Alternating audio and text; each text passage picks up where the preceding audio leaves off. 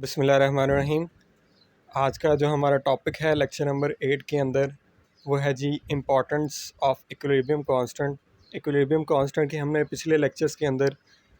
हमने डेफिनेशन वगैरह पढ़ी कि इक्विलिब्रियम कांस्टेंट क्या होता है, कि जिसे हम के सी सिंपल कहते हैं, कैपिटल के और स्मॉल सी, के सी इक्विलिब्रियम कांस्टेंट। हमने उनके यूनिट निकाले और पिछले लेक्चर्स के अंदर उनकी वैल्यूज़ पुट करके और मैंने आपको न्यूमेरिकल जो हैं वो असाइनमेंट्स के अंदर दिए थे। इसके बाद देखते हैं कि इसकी आज हमने इम्पॉर्टेंस पढ़नी है कि ये जो इक्विलिब्रियम कांस्टेंट हम बार बार जिसका ज़िक्र कर रहे हैं, जिसकी वजह से हमने लॉ ऑफ मैथ सेक्शन के ज़रिए उसकी प्रॉपर इक्वेशन निकाली और फिर आगे उसके यूनिट फाइंड किए और फिर वैल्यू पुट करके हमने आंसर्स उनके निकाले थे। तो ये जो इक्विलिब्रियम कांस्टेंट है, ये हमें क्या फ़ायदा देता है एज अ केमिस्ट, कि जब हमने एक केमिकल कोई भी रिएक्शन कर रहे होते हैं तो उसमें हमें ये इक्विलिब्रियम कांस्टेंट क्या फ़ायदा देता है, क्या इसकी इंपॉर्टेंस है, वो हमने पढ़नी है। तो आपकी बुक में दो जो इम्पॉर्टेंट्स हैं वो दी गई हैं। पहली predicting direction of a reaction, ये आज हमने पढ़नी है, और दूसरी जो इम्पॉर्टेंस होगी वो इंशाल्लाह नेक्स्ट जो लेक्चर है वो उसमें हम डिटेल में पढ़ेंगे। ये बोर्ड में एज अ लॉन्ग क्वेश्चन भी आता है कि how equilibrium constant is helpful in predicting direction of a reaction. ये एज अ लॉन्ग क्वेश्चन भी आता है और एज अ शॉर्ट क्वेश्चन भी आता है। एज अ लॉन्ग क्वेश्चन आए तो आपने एज इट इज़ सारा लिखना है, और अगर शॉर्ट क्वेश्चन में आए तो लास्ट पे हम 3 पॉइंट पढ़ेंगे, वो आपने जस्ट लिखने हैं। तो सबसे पहले चलते हैं प्रिडिक्टिंग डायरेक्शन ऑफ रिएक्शन के। पहली जो इम्पोर्टेंस है वो है जी प्रिडिक्टिंग डायरेक्शन ऑफ रिएक्शन, कि ये किसी भी टाइम पे अगर आपने रिएक्शन की डायरेक्शन पता करनी हो, यानी कि आपने पता करना हो कि रिएक्शन जो है वो फॉरवर्ड मूव कर रहा है, रिवर्स मूव कर रहा है, या फिर रिएक्शन जो है वो इक्विलिब्रियम पोजीशन पे है, ये आप पता करने के लिए ये जो इक्विलिब्रियम कांस्टेंट है ये हेल्पफुल होता है। कैसे होता है वो हमने पढ़ते हैं। तो सबसे पहले देखते हैं direction of a reaction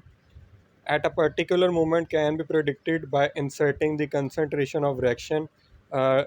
and product at a particular moment in the equilibrium expression। कि आपकी अगर आपके पास रिएक्टेंट और प्रोडक्ट की आपको कंसंट्रेशन पता हो, यानी कि अमाउंट पता हो, तो आप उस टाइम पे आप पता कर सकते हो कि ये जो रिएक्शन है इसकी डायरेक्शन क्या है, आया कि फॉरवर्ड मूव कर रहा है या रिवर्स मूव कर रहा है या इक्विलिब्रियम पोजीशन पे है। मिसाल के तौर पर यहाँ पे कंसीडर एक एग्जांपल आपको कंसीडर की गई है। यहाँ पे हाइड्रोजन H2 और I2 आयोडीन दोनों मिलकर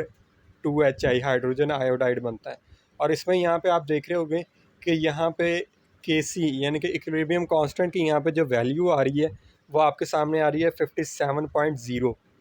कि इसके रिएक्शन ये तब इक्विलिब्रियम पोजीशन पे इसकी जो Kc की वैल्यू होगी वो ये होगी 57.0 एट 700 केल्विन टेम्परेचर के ऊपर इसका जो Kc की वैल्यू है वो 57.0 होती है। इसके बाद नेक्स्ट चलते हैं हम यहाँ पे फ़र्ज़ कर लेते हैं कि हमारे पास जो हाइड्रोजन है उसकी हमारे पास जो कंसंट्रेशन है वो 0.10 है,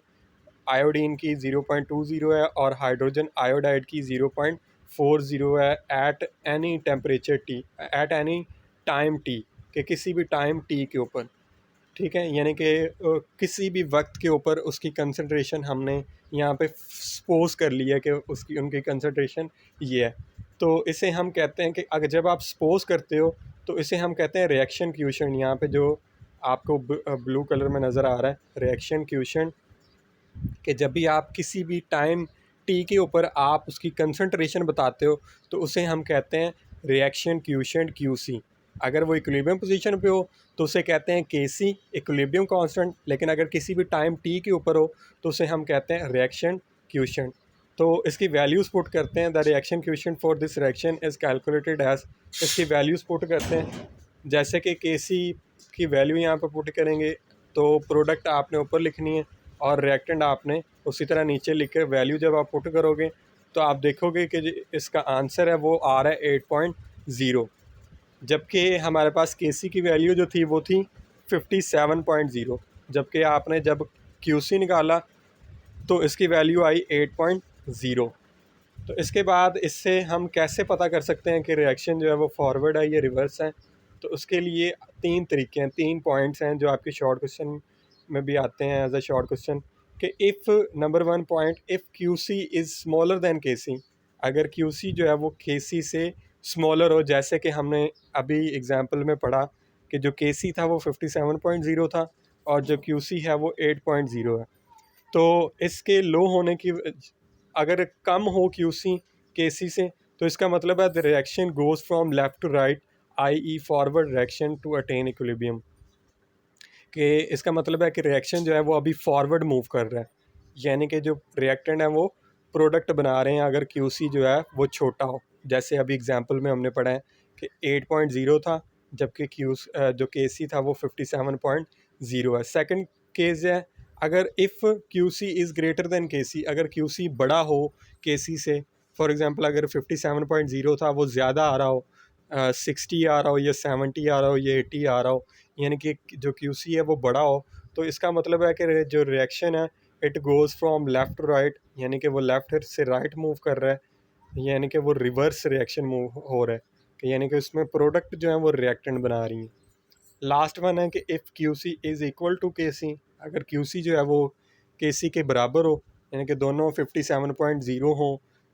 ये इस एग्जांपल के तहत अगर दोनों सेम हो, तो इसका मतलब है जो रिएक्शन है वो इक्विलिब्रियम स्टेट पे है। तो इस तरह से हम इक्विलिब्रियम कांस्टेंट को देखते हुए हम ये पता लगा सकते हैं कि जो आपका रिएक्शन है वो आया कि फॉरवर्ड मूव कर रहा है, रिवर्स मूव कर रहा है, या इक्विलिब्रियम स्टेट पे है। सिंपल के सी और क्यू सी को दोनों को एक दूसरे के साथ कंपेयर करने से आपको पता चल जाता है। तो ये हमारी आज की फ़र्स्ट जो इम्पोर्टेंस ऑफ इक्विलिब्रियम कांस्टेंट में, कि predicting direction of a reaction, कि कैसे आप किसी भी रिएक्शन की डायरेक्शन को जो है वो बता सकते हो, क्या या ये फॉरवर्ड है, रिवर्स है, या इक्विलिब्रियम स्टेट में है।